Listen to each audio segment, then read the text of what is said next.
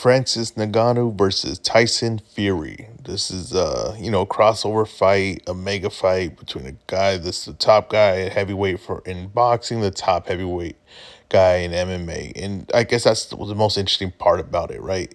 It's not the same as Floyd versus Conor. It's not the same as any of the other things because the power involved, right? The power involved, people might think that that's going to change things or might differ from, eliminate some of the skill, right? Might make it a little bit level playing ground. It's because Nagano's going to bring a lot of power to the table. But we don't really know what kind of power he has. As far as in boxing, it's a little different. Gloves, guys being able to take punches, but mostly it's positioning, right? It's the guys aren't going to get out of position. So I'm going to go through three knockouts here from Ngannou that he had in MMA and the UFC. And I'm going to see what he can do, what he can use from here that can apply to the Tyson Fury fight, and what positions Tyson Fury won't really put himself in that will make this not as effective. So we're going to get to rolls and strike here. Ngannou, this is a quick one.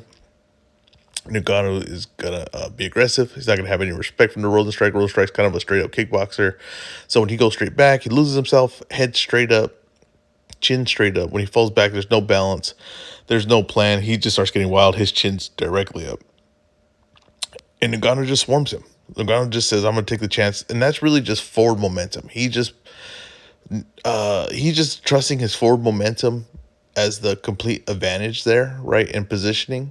And he's not putting any, no really thought in behind what he's doing. He's just kind of swarming him with shots, and it pays off, knocks him out early. Now, this wouldn't work ever really like this against Tyson Fury because Tyson Fury is not going to panic, or he's not going to get himself out of position, or he's not going to be completely shocked when someone tries to bull rush him like this, right? But it's not something Ngannou should throw out of his game, right? You don't think you get Ngannou at this point and try to make him a pro boxer. You try to make him at least a technical boxer. You don't try to make him a textbooks boxer. That's the mistake, right? What you do is you just make him do what he does, right? You do what he's best at. And if Ngannou feels comfortable getting wild like this, that's what he should do in the Tyson Fury fight. Now, he needs to choose his spots, right? You can't just do it from far away or anything like that because Tyson Fury's going to catch him. And Tyson Fury can crack too. And Tyson Fury's going to be in a good position to crack him. And if you get yourself wild and get hit by Tyson Fury, you probably go to sleep. So he needs to choose his spots, right? But if there's a position where he feels like he has Tyson Fury at a bad angle or something like that, he does need to swarm him like this. He does need to take chances like this because he needs to trust that his power and what's got him here, that's what's going to be most effective. Him trying to box Tyson Fury would be a complete nightmare. This could be a complete nightmare, but at least this is his best chance to win. So this is if Tyson Fury gets out of position where he feels like Ngannou feels like he has forward momentum for any reason, right? And if Tyson Fury is going back, then swarm him like this. Take this chance, right? You might land something. You might get Fury in a bad position. If Fury holds, don't stop punching until the ref completely pulls you off of him. You got to completely go aggressive.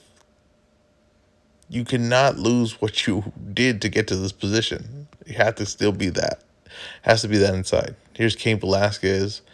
This is an older Cain Velasquez, but this is, once again, forward momentum, completely committing to his shots, not being tentative, completely committing, right? This is confidence, right, in what he's doing.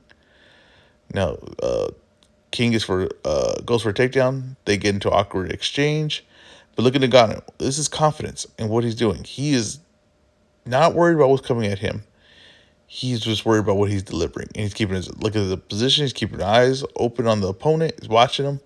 He's trying to slip in a little shot. He has the power to where if he slips in a shot like that and lands, he could do damage. Needs to trust that, right? Boom, that one shot, it was over. Now, of course, he's not going to be able to follow Tyson Fury to the ground like that. But it's just the fact of the confidence. When he's going to commit to offense against Tyson Fury, he needs to commit to it. It can't be tentative. It can't be him trying to fill. No, he needs to get in positions like this where if he gets in this range, you just got to let bombs go. Let your hands go. You're used to being in clinches like this where you could still work, so you still got to work on Fury. If Fury's going to try to clinch you got to keep working. You got to make it absolutely ugly. They DQ you, but at least you get DQ'd for trying to punch, right? That's what you should be trying to do. Right there, and he has the power to where he could just slip something in like that with nothing really behind it, little shoulder, boom, it's over. Stipe Miocic, who's a little bit more like a technical boxer, right, in the UFC. And this is not the fight that Usman wants to be in. He doesn't want to be in this staring contest like this. So this right here should be now he wants to be in. But here you go. He throws a shot.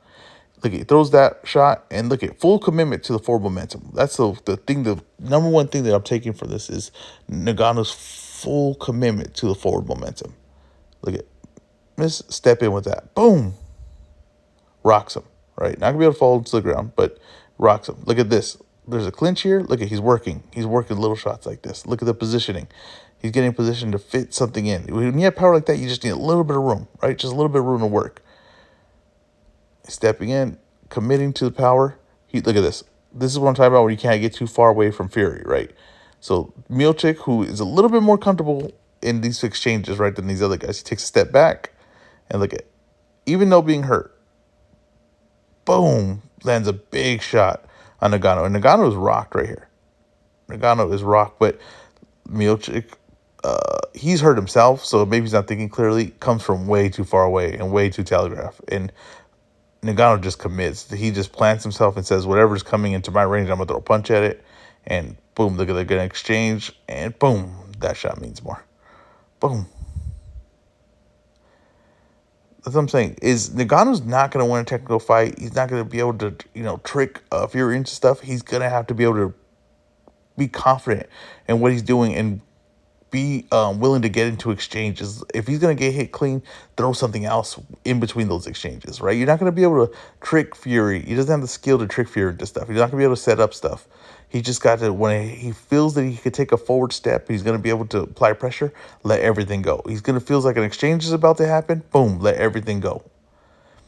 Go in there willing to get knocked out cold. Go in there willing to find out what's what, but go in there with confidence. You got to go in there thinking, I'm going to let my stuff go. I'm going to find out what's what today. And if he does that, I don't think he has a chance of winning, but at least he gives himself the best chance of winning for himself.